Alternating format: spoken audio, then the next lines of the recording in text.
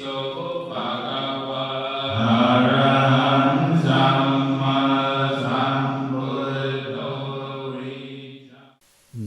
โมตัสสะภะคะวะโตอะระหะโตสัมมาสัมพุทธัสสะนะโมตัสสะภะคะวะโตอะระหะโตสัมมาสัมพุทธัสสะนะโมตัสสะภะคะวะโตอะระหะโตสัมมาสัมพุทธัสสะพุทธังธัมมังสังฆังนัมมัสสามิ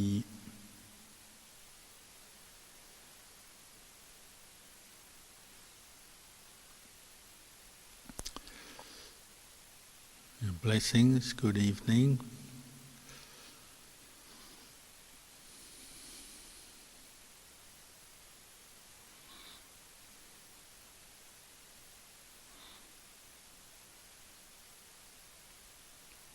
There was one time I heard a talk from Ajahn Mahabua, one of our teachers, and somebody had asked him what they should bring back home with them from the monastery when they visit the monastery. Some people go to temples, monasteries, and they want something to take home, like a gift. So they want a Dhamma book, or some people want little medallions, images of a teacher or the Buddha. Some people want Sila thread, the blessed string. Some people want different kinds of blessings and so on. And he just said, you should take Buddha back with you when you go home. Buddha means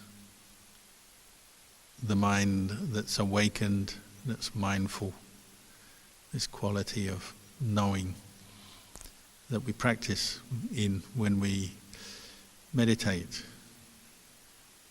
Whatever meditation technique you use, you're developing the mind of Buddha, the awareness, the knowing.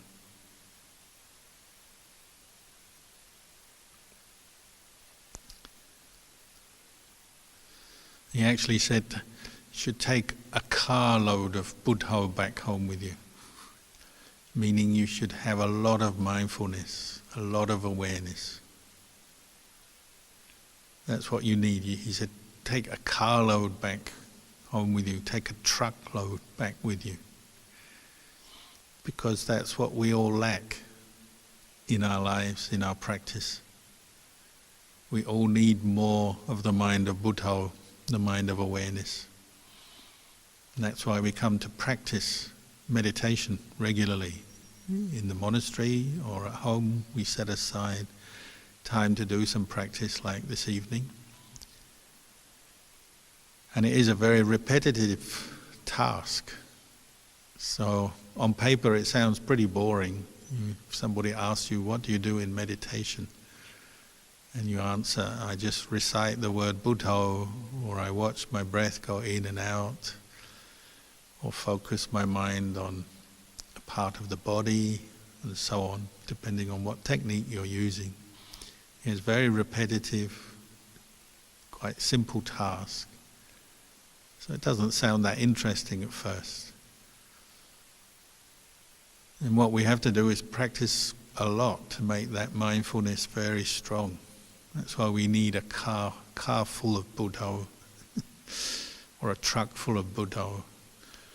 A handful of Buddha is good, but it's not enough. It'll disappear very quickly. The mind of mindfulness, with mindfulness, if it's just a handful of mindfulness, it doesn't last very long. You need a truck full, a huge amount, a big pile of it. So you have to keep doing it over and over again.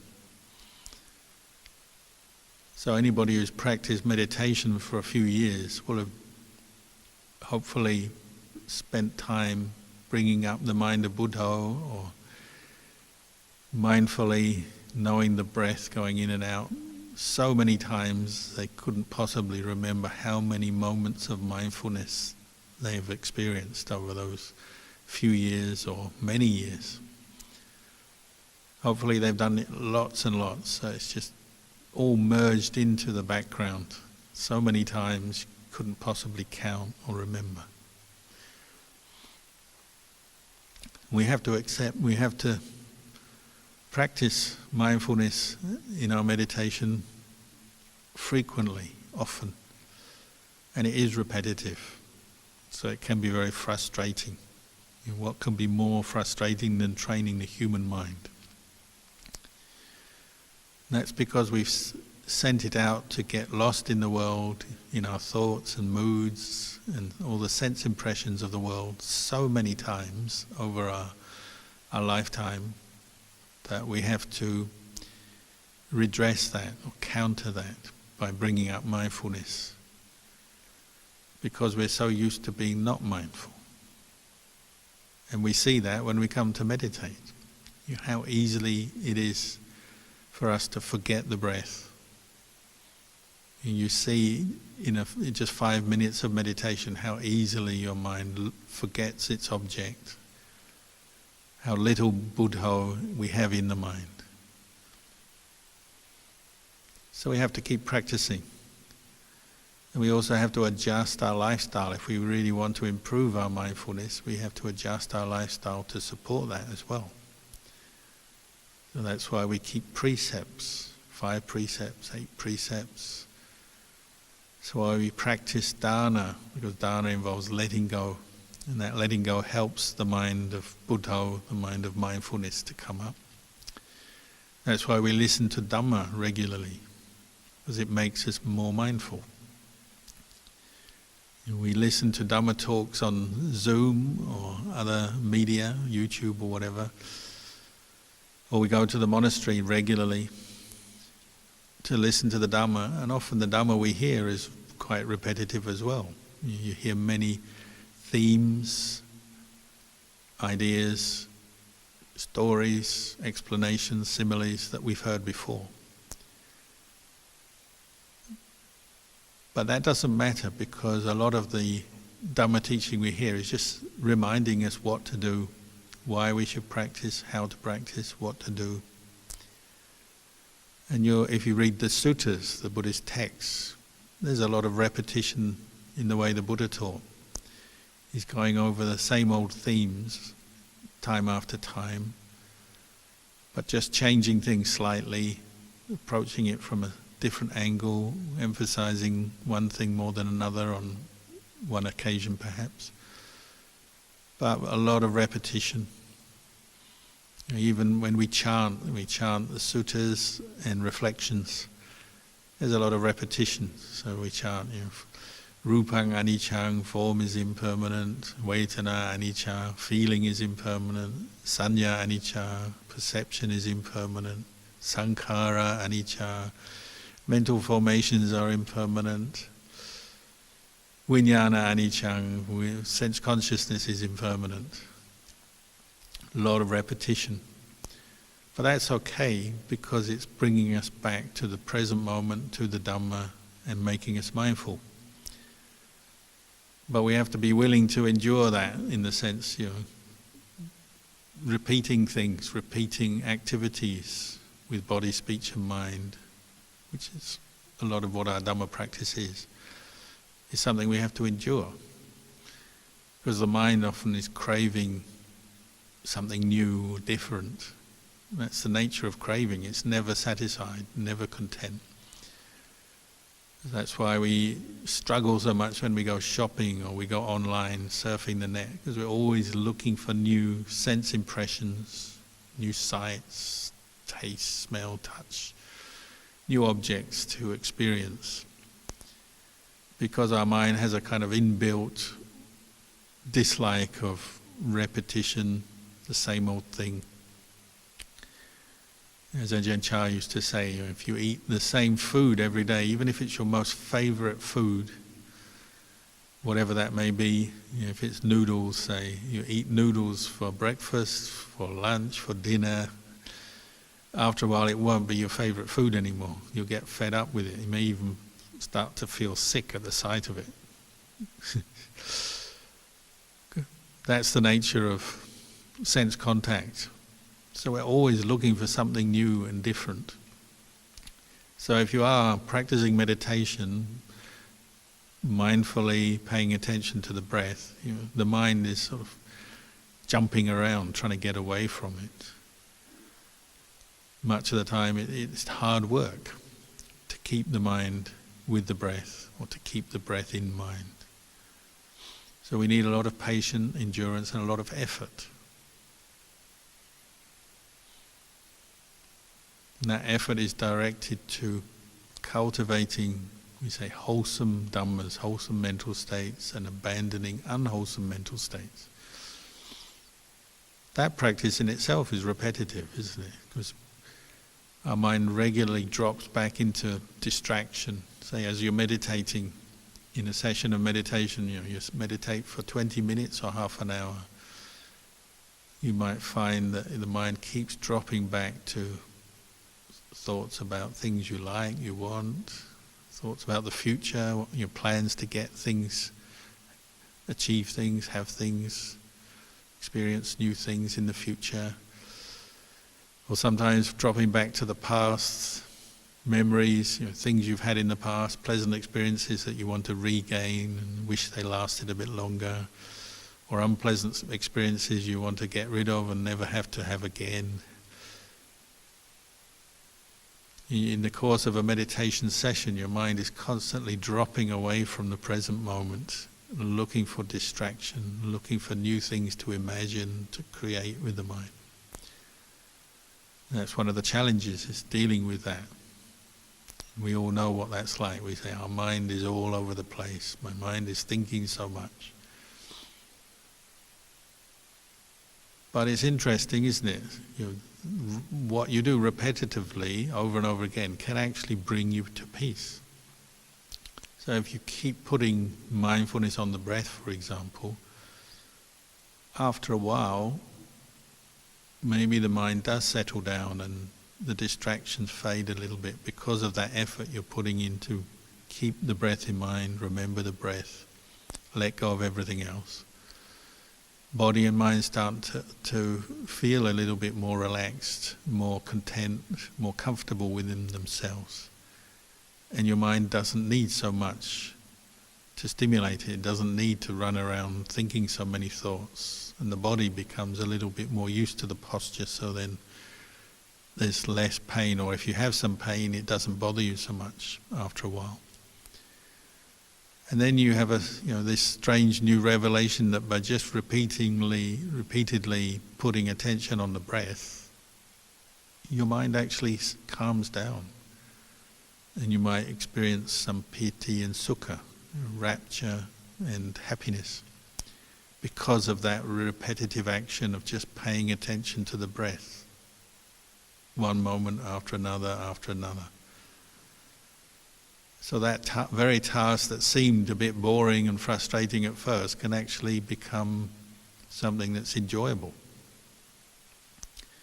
That is one part of meditation, is the enjoyment of the mind settling down on its object.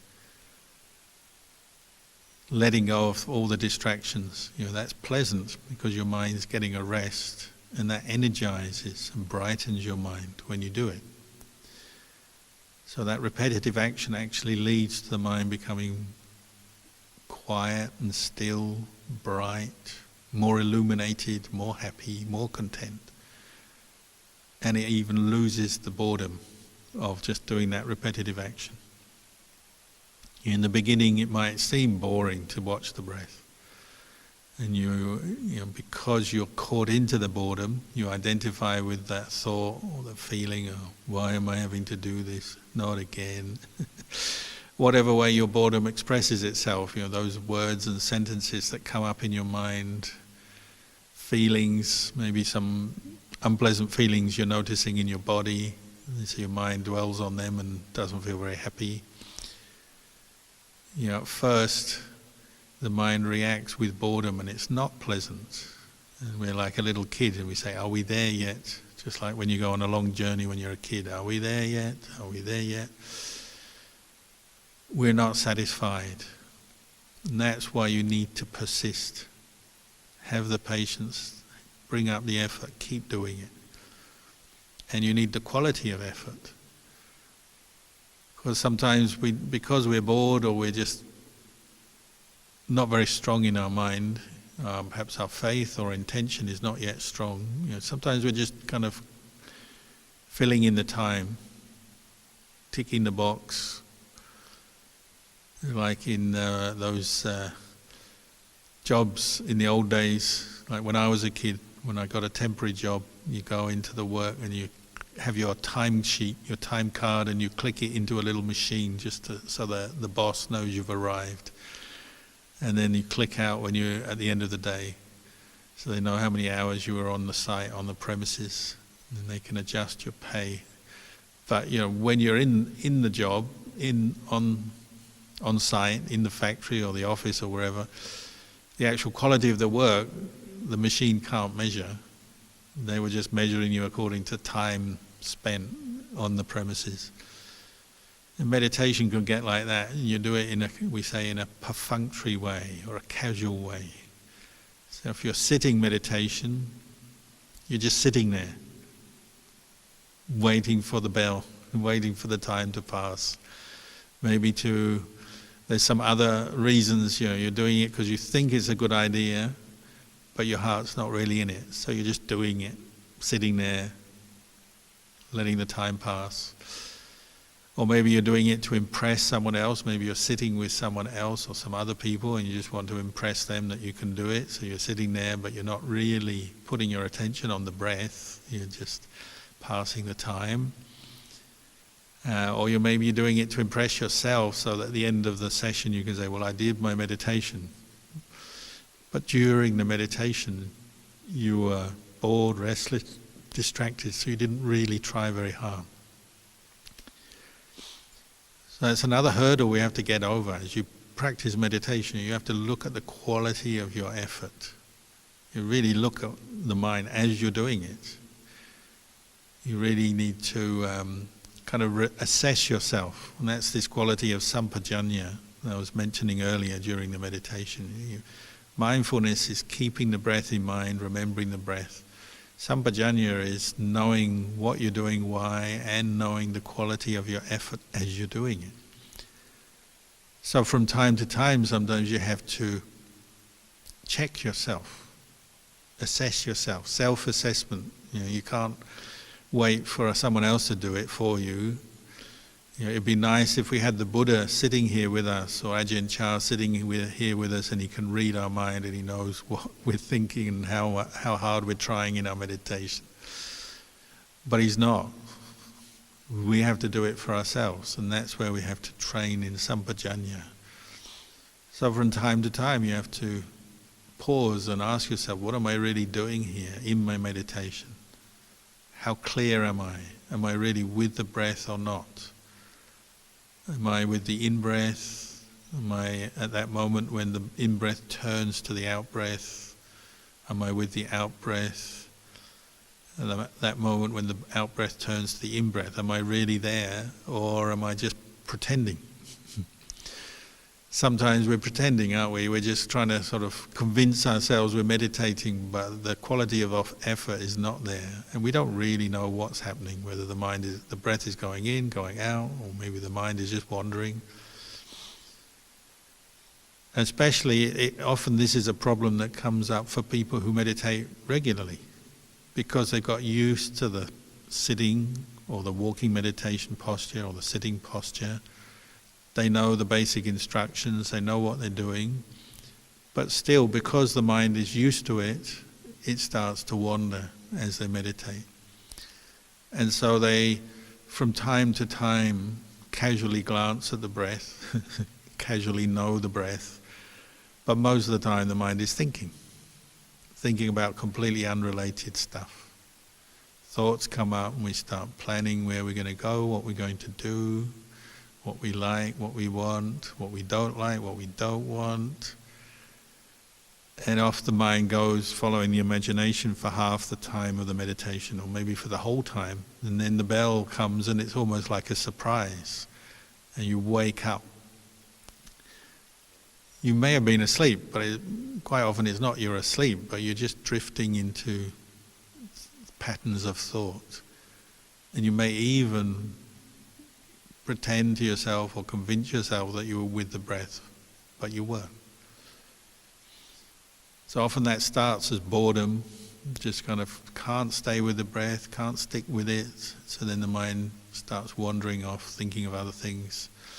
Sometimes it goes into dullness, so you're kind of in a kind of daze, so you're half aware but not really fully aware. Or sometimes you're just creating stories and imagining and planning and scheming and not really with the breath. So this is what we call the casual meditation, the perfunctory meditation that we've probably all done before and know very well. So we really have to work at it.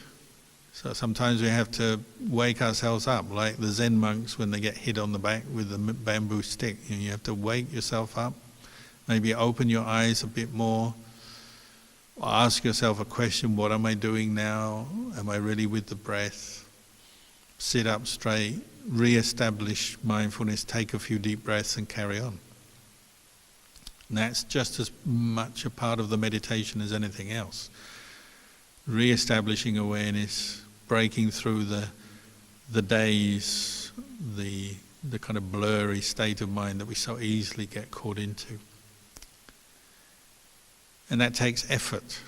That's why effort is so much a part of meditation.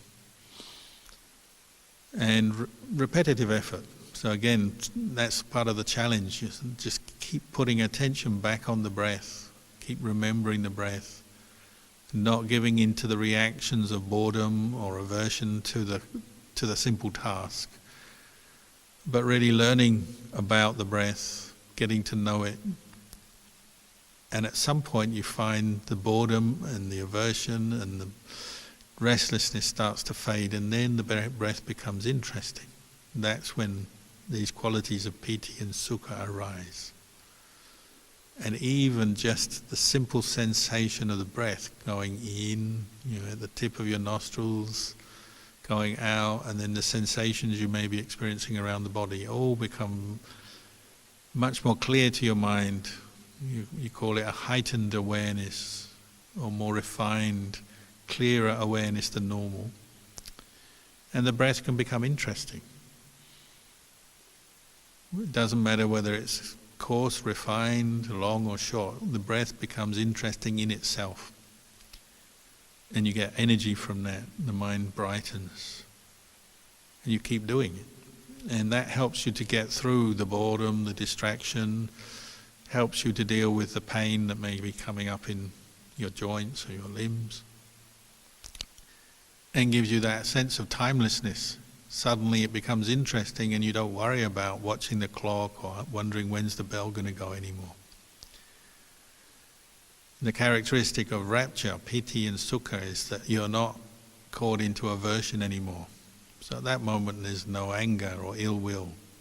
Even if you have a thought, a memory come up of something that would normally make you feel angry, it doesn't at that moment. Something unpleasant comes into the mind, not a memory or a thought, but it's not bringing up any emotion of anger or ill will, because the piti and the rapture has taken over the mind, as it were. It's arisen as a result of your effort. And that's again another reason why you can keep going and you start to experience the timelessness of the mind. Maybe you can keep going much longer than you would normally meditate, and sometimes you should try that. You just, if you haven't got any pressure of time, we'll just keep sitting, keep going, really absorb into it. Absorb into the rapture, the lightness of mind, and the breath, however it's manifesting for you at that time. Often people get the light nimittas arising with the breath, and the mind becomes very bright, as if someone's switched the light on. But the main thing you have to do is just keep repeating the exercise, keep putting attention on the breath with the mind of Buddho, or the quality of knowing. And that's why Ajahn Mahabua said you need a truck full of Buddho. You just keep doing it. But it gets easier because piti and sukha, rapture and happiness keep you content with that practice. You're no longer bored, restless, averse, distracted. You're willing to put your efforts into the simple task of repeatedly putting attention on the breath.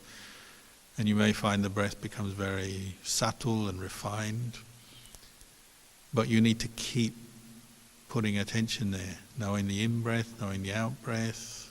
The movement of the breath may get very subtle, almost imperceptible, hardly noticeable, and that's fine.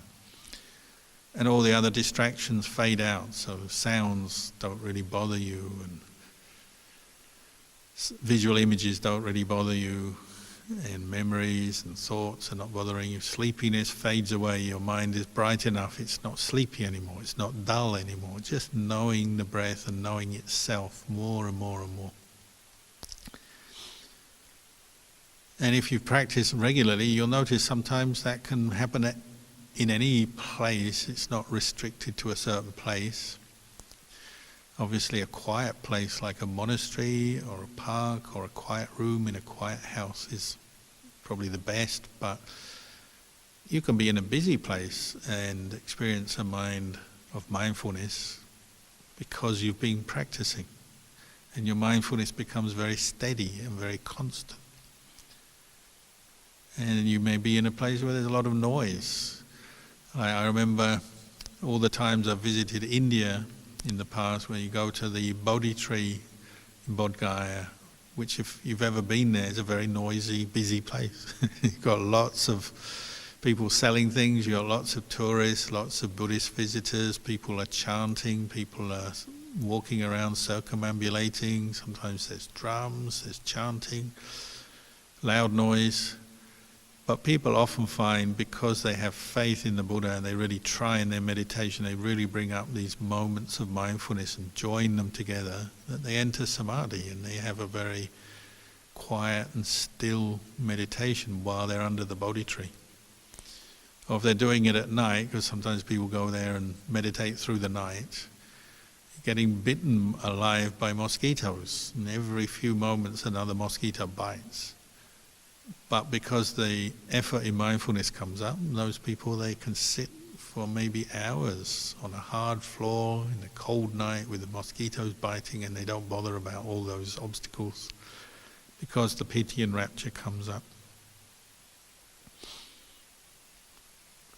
So sometimes you have to remind yourself of why we're practicing and the direction we're taking. We do from time to time need the piti and the sukha, the rapture and the bliss of the mind as mindfulness comes up, because that's what we call the food of the mind. As you put effort into your practice, then the piti and sukha comes up from time to time. That keeps you going, gives you some contentment, enjoyment, and helps you to go through other obstacles like pain, feelings of tiredness, or doubt. Sometimes you have doubt and you think, oh, why am I meditating? Is this really worth it? Is it good? But if you keep going and you're experiencing some bliss, some rapture, you know for sure that your mind is becoming more wholesome, more happy in itself, because you feel it. And that gives you some encouragement to keep going. So sometimes meditation is a little bit like a catch-22, because on the one hand, you need to put the effort in to go through the hindrances of boredom, restlessness, sleepiness, aversion, and so on. But then as the piti and sukha comes up through your efforts, that helps to spur you on to keep going, to keep meditating. Whether you're developing your samatha meditation, one pointing the mind on an object like the breath, or whether you're contemplating, developing insight into impermanence, unsatisfactoriness, or the selfless nature of physical, mental phenomena, what we call vipassana. Either way, you need a bit of piti and sukha to keep you going. You need food to keep walking or working or doing any kind of exercise to give you energy, and similarly you need piti and sukha to give your mind mental energy to keep dealing with the hindrances and to keep contemplating. So we need to keep going, we need to rely on the patience, the effort, and not just this sort of casual effort, but really sustain good efforts, good quality effort in our meditation. And then from time to time you'll experience the mind calming down, piti and sukha arise, and then you carry on. People often get caught into the doubt, when the mind is peaceful, should I contemplate? What should I contemplate? And that doubt comes up, and often it takes them out of their samadhi, the piti and sukha fade away, and then they're back to square one, and they say, oh, what happened to all that good meditation I was doing? But really what happened was they're caught in a doubt. It's the doubt, what should I contemplate, how should I contemplate? So the Buddha and our teachers like Ajahn Mahabua said you need a truckload of mindfulness. You have to keep the mindfulness. Even when your mind becomes peaceful, settled in meditation, keep the mindfulness practice going. Ajahn Chah used the simile of the water tap. You turn the tap on a little bit and you get a drop of water. You turn it a bit more and those drops of water join up into a little stream of water. You open the tap a bit more, it becomes more flowing, this flow of the stream becomes stronger, more continuous. And he said this is like the practice of mindfulness. Of course when you begin you're just experiencing moments of mindfulness, and then you have distraction, and then more mindfulness, and then distraction. But if you keep practicing, those moments join up like the water. Just like if you're tipping a kettle of water, first just a little bit of water comes out, but then as you keep tipping it more and more, the stream of water becomes stronger, more powerful. And mindfulness is like that, and you keep practicing it, and it will get stronger, and with the strength of mindfulness, it gets a little easier, and you're not so bothered about the repetitiveness of the meditation because you're enjoying it and you're getting some relaxation from it, some energy and brightness from it. So then you can continue. So you have to have that trust and faith in the practice, in the Buddha, the Dhamma, the Sangha. The Buddha wouldn't have taught this if we couldn't practice it. He said, human beings can let go of all their negativity and the hindrances. That's why I teach it. So he taught it because we can do it, but we have to put in that effort, and we have to make our effort really good quality effort, not just the perfunctory filling in the minutes, the hours, ticking the boxes, punching the time card. Some people do that. They say, well, I've done my meditation for the day, now I can go off and do all the other things I want to do. But they didn't really try very hard, and then they go off and do all these other things which distract them even more anyway. Sometimes you have to have that discipline to do your meditation, really put your effort in, and even after the meditation to look after the mind as you go off and meet your friend, go to sleep, have your meal, go to work, do all the things we do. We also have to keep practicing mindfulness as we do these other things, because a lot of the practice is repetitive, and we have to keep coming back to the present moment, to the practice of mindfulness. Otherwise, what happens is the more negative thoughts and emotions, what we call the mental defilements, they also work on the same principle. They gather strength and become stronger because of habit. And quite often when we're not very mindful, we're unwittingly, unknowingly boosting and strengthening our mental defilements. And we get better at it. So sometimes we get better at getting angry, or becoming jealous, of acting in selfish ways. And we know that, don't we? We've seen that before in our lives. We wonder why it is we lose our temper so easily. Maybe you have that thought, I never used to lose my temper so easily, but now I do. Or you get more stressed than you used to. I never used to get so stressed, but now I feel so stressed so easily, so much of the time. Or I never used to be so greedy with certain things, or so addicted or obsessed with certain things. But that's also because of repetitive action, but it's the action of the mental defilements. And you know, we learn things, don't we? But often we learn the wrong things in life if we're not guiding ourselves with wisdom and mindfulness. So most of us have the experience, you know, there was a time in our life when we didn't have this obsession or this addiction. You know, it could be you become addicted to something that you realize is not very good for you. But you know, you can think back, there was a time when you didn't have this problem, but over time, over repetitive action of the defilements, you've become addicted to something. So it could be just losing your temper, getting angry. It could be eating food in a certain way, or certain kinds of food. Or it could be certain opinions and views that you repeatedly attach to the point where they become really strong and extreme in your mind and really there all the time. Delusions.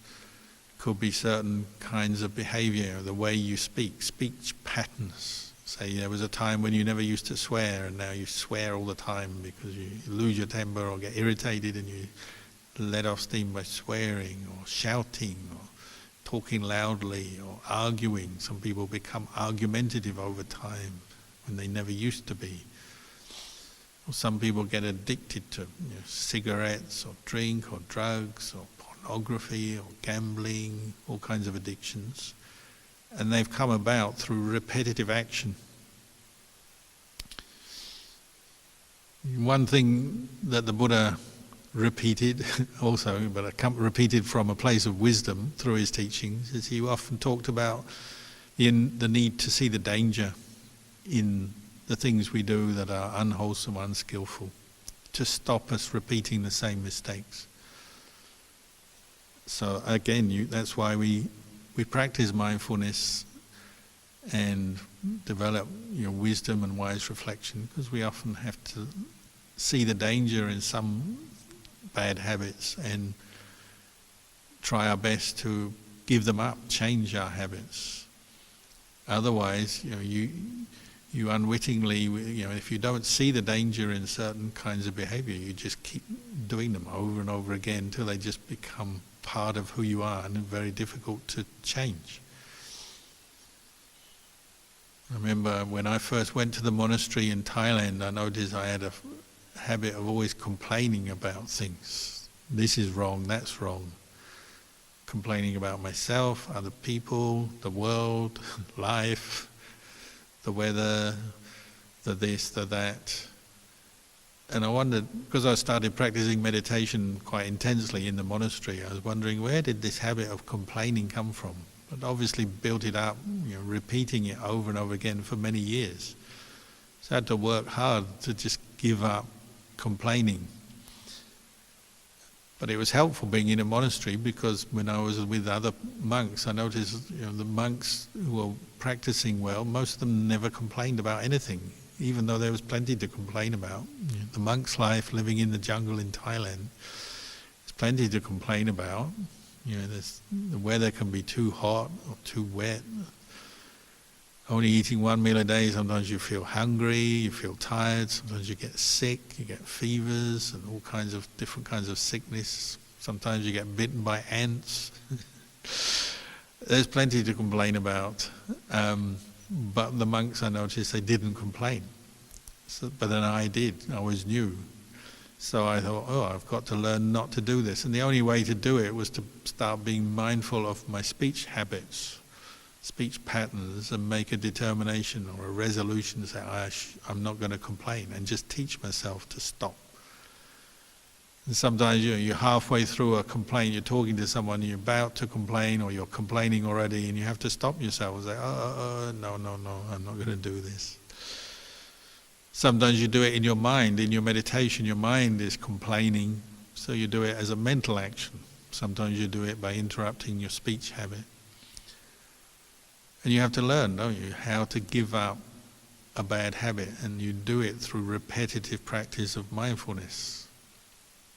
Or it could be lying in bed in the morning. Somebody was here yesterday at the monastery saying, how do I get up in the morning? I just want to lie in bed, because In Melbourne at this time of year it's cold, and so it's nice to lie in bed in the morning and just lie and stay there under the doona, under the blankets as long as possible.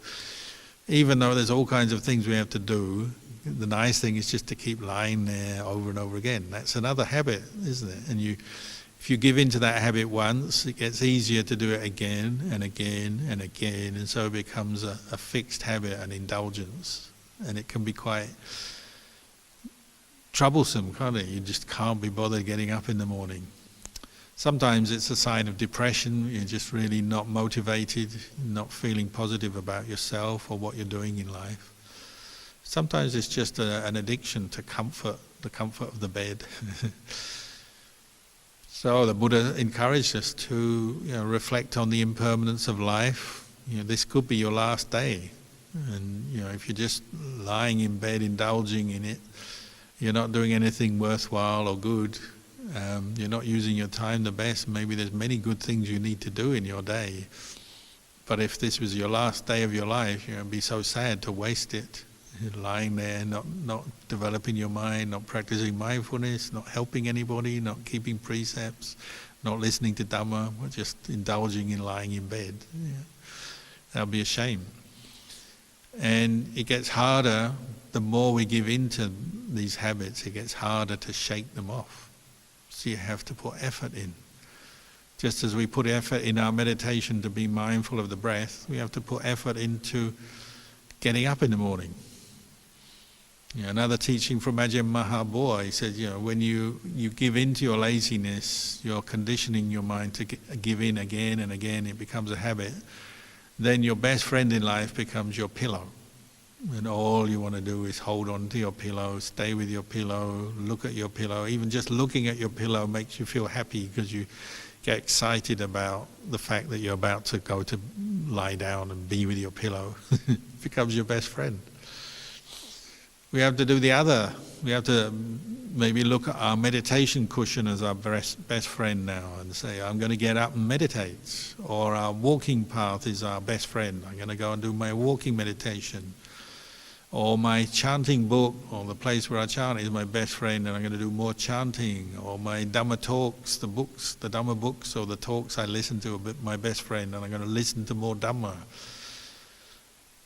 Or getting up and getting out there and doing more dana, helping people, doing donations or voluntary work and helping out, that becomes your best friend.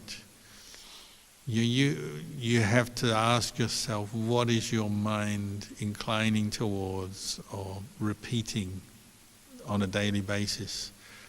And if you're repeatedly lying in bed, or you're repeatedly complaining about the world, or arguing with people, or indulging in something or other, then that's where you've got to work, and you've got to bring up the opposite and see the danger of attachment, the danger of just following habits blindly, unmindfully, because your time is just frittering away, isn't it? Time can just go by so quickly and we have so little to show for ourselves, especially in terms of Dhamma practice. It's so easy to follow the easy way of not making effort, not meditating, not being mindful, just thinking another train of thought, indulging in more fantasies and stories, or sitting there scheming how you hate somebody and you just want to get back at them and hate them, and following your aversion, whatever it may be. That's the easy way. The hard way is bringing up effort to bring up the wholesome Dhammas.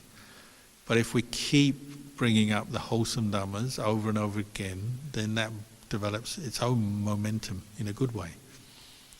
Just as moments of mindfulness bring with them piti and sukha, and eventually the mind calms down in samadhi, keeping precepts gradually trains us in being mindful of our speech, our actions, not to harm ourselves, harm to other people, or exploit other people, hurt other people, take advantage of other people. Just as keeping precepts, we practice over and over again and get good at it. It gets easier, more normal to us. Practicing meditation over and over again gets better, gets easier. And reflecting on Dhamma, investigating the Dhamma gets easier the more you do it. listening to Dhamma, reflecting on it, gets easier through repetition. So we have to learn to use repetition to our advantage. Do things again and again and over and again, rather than letting the mental defilements win all the time and repeatedly indulging, being lazy, stubborn, greedy, jealous, angry, all those kind of qualities of mind we don't really like to admit we have and don't like to think about and don't like to look at because they're ugly. You know, we try and brush them under the carpet all the time, pretend they're not there. But then they get worse. You know, it's like illness, isn't it? Like a lot of the time this body is not ill, we say. People ask us, are you okay? And you say, yeah, I have no illness at the moment. But actually the potential for illness is always there. You know, there's already cancerous cells in our body from day one. It's just they haven't got so bad that we say we have cancer, but they're there. And, you know, we've got possibilities of illness with every organ, every part of the body. It's always there. The body, you're sitting here for a while listening to this talk. After a while you get aches and pains, don't you? So the potential for illness, pain, discomfort, the aging of the body, it's always there. That's the danger of a body. That's something we have to be aware of. But what we tend to do is when we're healthy, there's no strong illness or particular pain, we say, well, I'm fine, and we forget all about it. And the mind is the same. You know, the mental defilements are lurking there in the background. They're what we call latent tendencies, anusaya. And the way they translate this in Thai, they say they're like sleeping in the background. They're lying there, just like us in the morning on the cold day, sleeping there. The kilesas, the mental defilements, are sleeping in the back of our mind. They're in our subconscious. They're just waiting for their moment. They're like the opera star, the stage star, the film star, just waiting to come on and steal the show. They're waiting there in the sidelines, in the wings, waiting to come out, and then suddenly we're angry, suddenly we're greedy, suddenly we're depressed, suddenly we're sad, suddenly we're worried and anxious. They're always there, and that's the danger. We can't be complacent. But when we're not mindful, we're not heedful, we are complacent and we forget about them. We just hope they'll go away and we pretend they're not there and we just hope somehow that we'll get away with it. So we become lazy, we stop practicing. We spend too much time sleeping, too much time indulging in our pleasures, too much time getting distracted, too much time getting angry with things. We have to go against the grain. We have to learn to be more mindful and more aware and see the danger even when it's not immediately obvious. You have to look into your mind more deeply and you'll start to uncover some of those dangers. You know, you have to be quite strong because sometimes, you know, even pleasure has a danger to it. You get attached to pleasure. You know, you eat nice food, it has a danger because you can eat too much of it and it can make you careless and it can even harm our health. Too much of a good thing has its danger. We get attached. So the Buddha said, contemplate the dangers of things regularly to bring up that energy, that effort, to get you out of bed in the morning, to make you put effort when you're meditating, to work against the mental defilements so you're not letting them win all the time. So listen to the Dhamma, reflect on the dangers, and then repeatedly put effort into the practice. This is the way we lift our minds out of the danger of the mental defilements towards a place of clarity, peace, towards the mind that is unconditioned by the defilements, free from defilements, free from suffering, which is what we all want.